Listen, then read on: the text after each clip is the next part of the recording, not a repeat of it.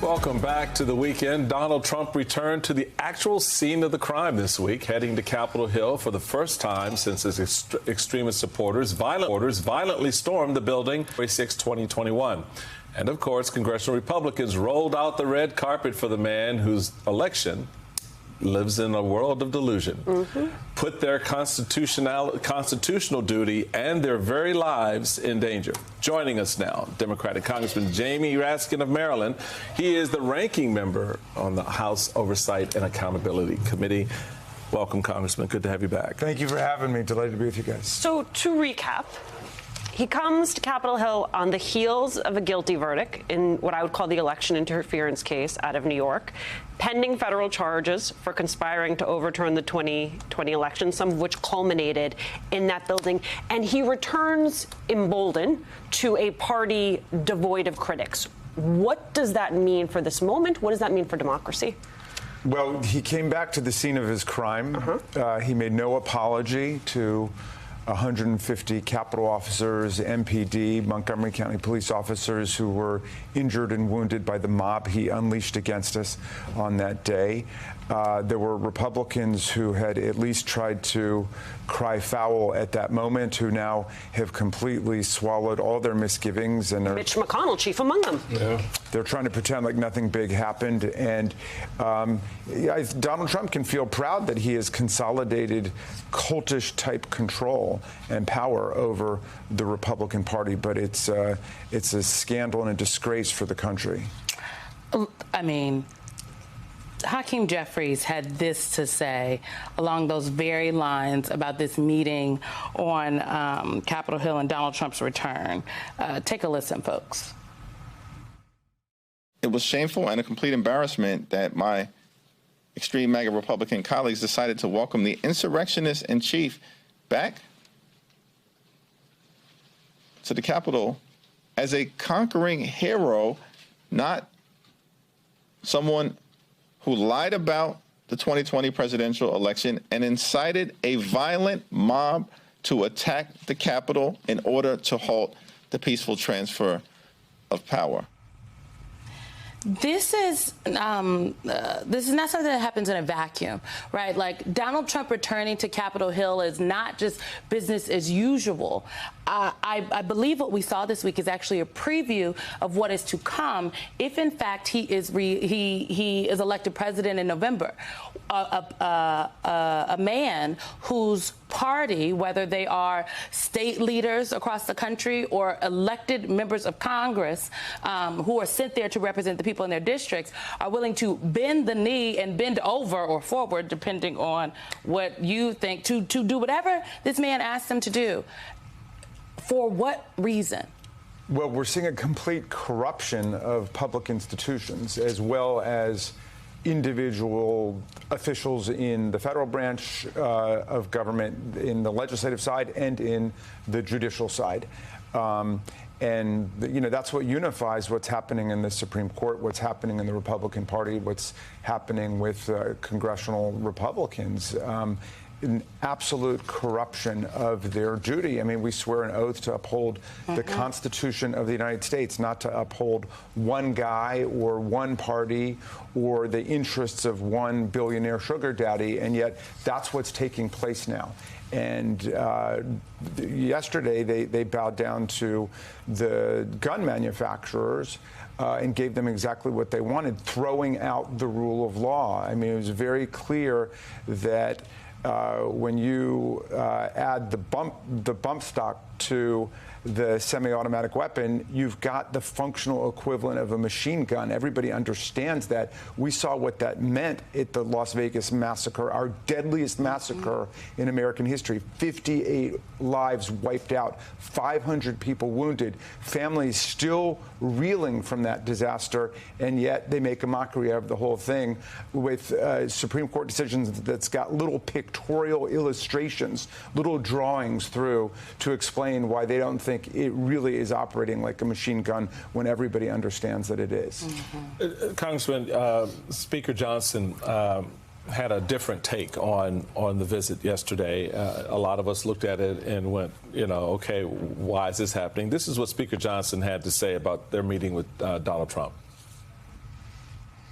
We talked about how to grow this House majority and how he will help in doing so, and then how we'll help him as well. And this is a unified effort by the party. We're feeling good. As we walked out of the room today, one of our colleagues walked up to me who's been around a long time, been in Congress a long time.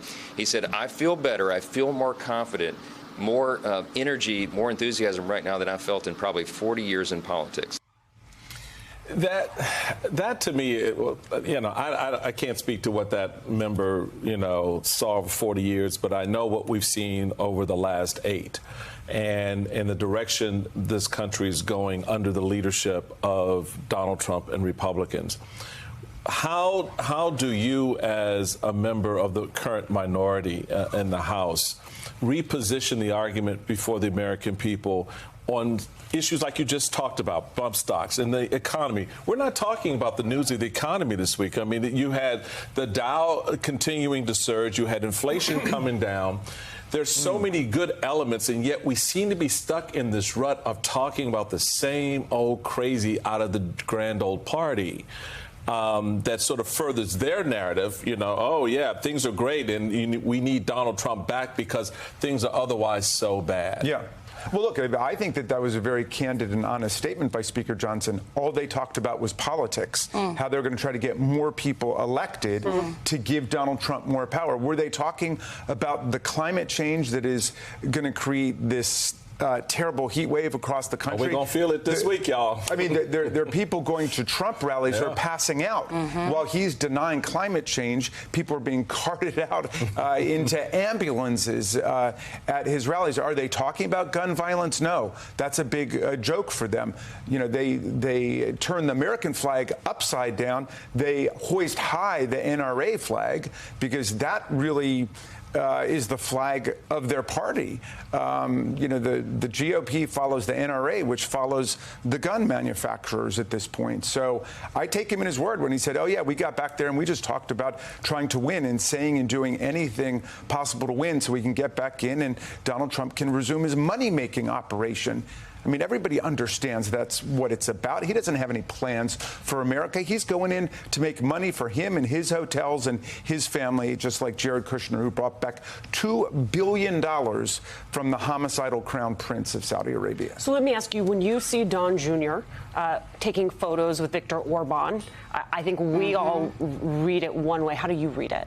That the kind of corruption that they want to bring back with Donald Trump to government is intertwined with authoritarianism. I mean, corruption is the basic point of authoritarianism. We're not going to worry about Social Security and Medicare and Medicaid and infrastructure, the stuff that we're trying to do in the Democratic Party. What they're going to worry about is getting certain people rich so they all get a piece of the action.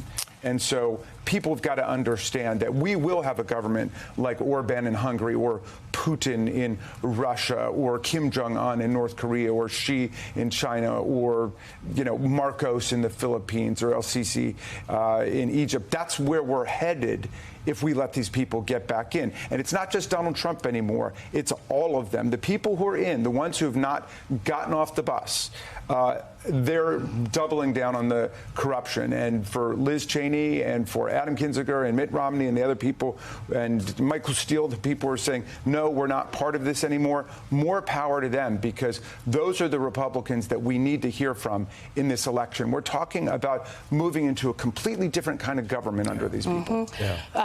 We often make the point about when I saw about there was political reporting about Donald Trump calling up Mike Johnson after his conviction, saying you have to do something about this. And then I saw this week, I'm like, this feels like the opposite of what happens in a democracy. But Reverend Barber had this to say earlier this week, and I think it definitely knocked me back. Maybe it'll knock y'all back too. Take a listen. But I do declare that in this moment, the issue is not will we save the democracy, because democracies can elect despots and demagogues and dictators. Democracies can do that. The larger issue is what kind of democracy will we save? What kind of democracy do we want? I'm totally with Reverend Barber on this. I mean, when we say we want to save democracy, that makes it sound like democracy is just a status collection of institutions, like it's static and it stays in place. No, democracy is always in motion. It's an unfinished project. And so look at the failures of democracy we have right now. We've got the gerrymandering of our districts. We've got voter suppression. We got 700,000 people right here in Washington, D.C. who are not represented in Congress. We got 3.5 million people in Puerto Rico who are not represented in Congress. We got to get democracy moving again. That's something that Tocqueville said in Democracy in America. He observed that democracy is either shrinking or it's expanding and growing, and we got to get back on the growth track. Yeah.